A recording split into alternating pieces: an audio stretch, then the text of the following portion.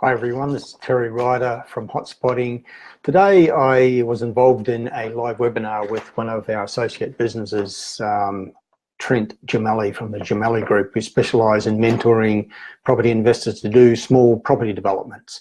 It was a particularly well attended and interesting webinar for which I was the co-host, and we originally scheduled a 40-minute presentation and then some time for questions after the presentation, but the webinar went for another 45 minutes because we had so many questions, lots of questions for Trent about development issues and lots of questions for me about hotspotting type issues, locations that are good to buy in, for example. And one of the questions that came in from one of the participants in the webinar was about Cranbourne in the far south east of the Melbourne metropolitan area. Was that a good place to buy?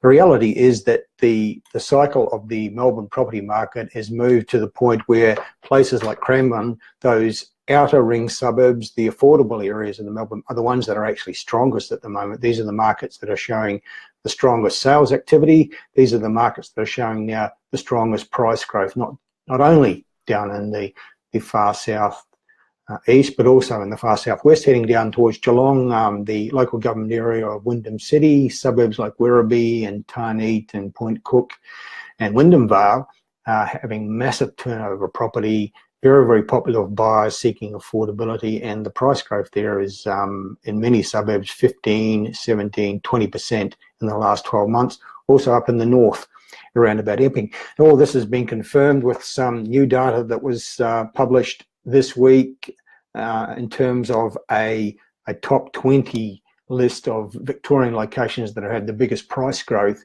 in the last 12 months. Many of the locations in the top 10 and in the top 20 are those outer ring suburbs of Melbourne, which offer affordability, as well as, in many cases, good infrastructure and proximity to jobs nodes. Franklin North, for example, considered a very down market suburb down in the far southeast of the Melbourne metropolitan area, was the third ranked suburb in Victoria in the last 12 months for price growth.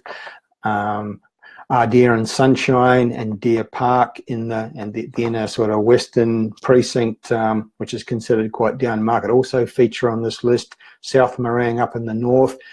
Other suburbs such as Broadmeadows, Seaford and Carrum Downs, all outer ring areas, affordable in the lower price ranges, but getting very, very strong activity and recording in the last 12 months, very strong price growth. The thing is, none of that's particularly unusual, because we find over time that the affordable areas of many of our capital cities are outperformers on capital growth. And why is that? Well, because we might all aspire to live in the swanky inner city suburbs of places like Sydney and Melbourne, but most people can't afford that, and the great mass of buyer demand goes to the areas which offer affordability, particularly the affordable areas that also have strong infrastructure and proximity to jobs nodes. That's the power combination that we see for price growth.